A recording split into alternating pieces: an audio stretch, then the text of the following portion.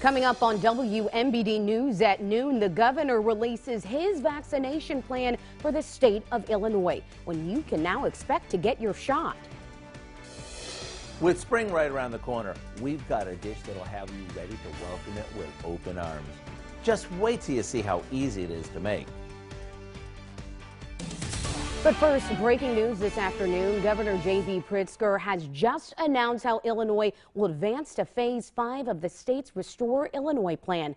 Thank you so much for joining us. I'm Shelbey Roberts. Well, just moments ago, Governor Pritzker shared that all Illinois residents age 16 and up will be eligible for the COVID-19 vaccine. That date will start April 12th. Now, currently, every region of the state is in Phase 4 of the Phase 5 Restore Illinois mitigation plan. But the newly announced metrics offer Illinois a bridge between the state's current Phase 4 restrictions and the new normal operations of Phase 5. This bridge phase will serve as a transition period with higher capacity limits and increased business operations. All regions of the state will move through the bridge phase and ultimately to Phase 5 together. The state's mask mandate will continue on. I'm pleased to announce that I'm directing every jurisdiction that receives allotments of vaccine through the state of Illinois to expand eligibility to all residents 16 and older on Monday, April 12th. That includes local health departments, state-supported mass vaccination sites, pharmacy partners, and other providers. And to watch this full press conference, you can head on over to our website, ciproud.com, for the live stream. Well, Woodford and McLean County residents looking for a COVID-19 vaccine now have an extra tool to help. Carle Hospital in Eureka has launched a new notification feature starting this week. Now, if you're currently eligible for vaccination in Woodford or McLean counties and you'd like to be notified when a new appointment is open, you can provide your name and phone number or email to get a one-time notification. Those appointment notifications will start being sent out next week. And to sign up, you can visit this story that's posted on our website, ciproud.com.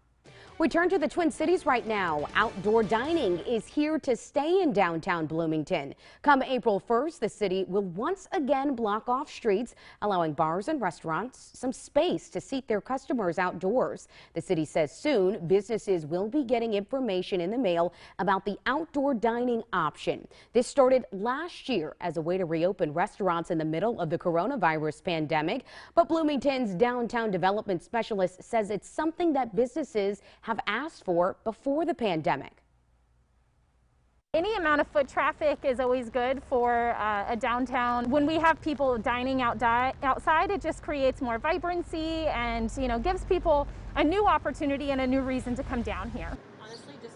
And she says the style will look very similar to Peoria Heights setup, but she also says the city will put its own twist on it to be very unique to Bloomington. In a crime alert, an officer is recovering after being assaulted by a Peoria County jail inmate earlier this morning. Sheriff Brian Asbell says that altercation happened at about 7:30 this morning. He says during the time detainees are giving breakfast and supplies to clean, one inmate attacked an officer, giving him multiple blows. Asbell says that the officer is seriously hurt and is now being treated at the hospital. In the mornings, they have the detainees are provided cleaning equipment such as brooms, mops, mop holders, and what the detainee did was he used something from the cleaning equipment to assault the officer. And again, the officer was struck multiple times.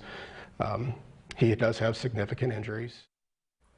Asbell says the cause of that altercation is under investigation, but he says his focus is on the health of his officer. Well, in a traffic alert for you, multiple people were hurt after a crash near Bartonville earlier this morning.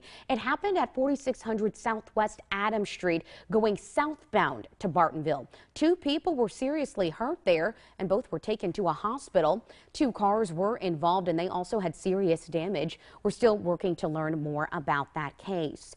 And a car crash in downtown Peoria resulted in a gas leak earlier this morning. That wreck happened near Komatsu at Northwest Adams Street and Woodlawn Avenue. A Peoria police officer told us that a car hit a gas line causing that gas leak, but that leak has since been fixed. Peoria police are also looking into a series of smash and grabs from overnight. According to a police department spokesperson, the first happened at 11:42 Wednesday night at Auto Lane Used Cars. That's on North Drees Lane. Now, officers responded to an alarm and found someone had forced their way inside. A car was confirmed stolen there. Now, at about 12:32 this morning, Noah's Market, which is on North University, was reportedly burglarized. And then at 12:59 this morning, Huck's gas station on West War Memorial Drive was reportedly burglarized as well. The city of Peoria is clamping down on illegal dumping with the help of technology. Peoria's Assistant Community Development Director, Joe Doolin, says that deer cameras have now been installed in areas where illegal dumping is happening. The cars are able to capture information like a person's license plate number. The city launched a pilot program last fall, and several people ended up getting tickets for those actions. Doolin says illegal dumping has very negative effects on Peoria.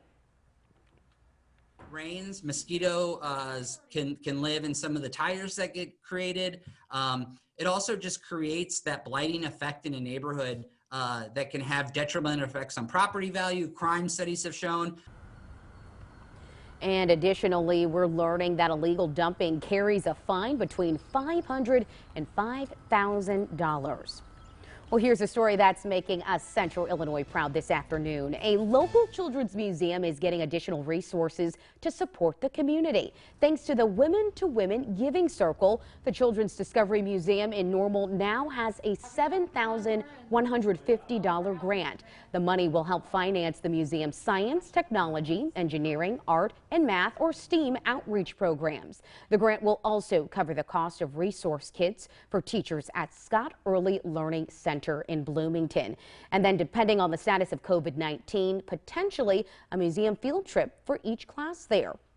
Well, some good news for those that enjoy the talents of local artists. The Washington Arts Festival will be held in person at Washington Park in late August. It's the annual two-day exhibit of local artists and live music. That event was put on hold last year because of the pandemic. We usually get around 60 plus artists in little 10 by 10 pod booths. So, if you're interested in photography or painting or ceramics, you can kind of, meander your way through them yourself.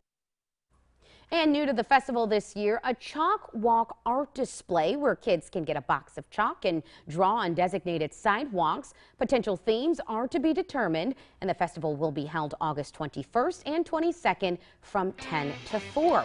For more information or to sign up as an artist or volunteer, you can head to ciproud.com.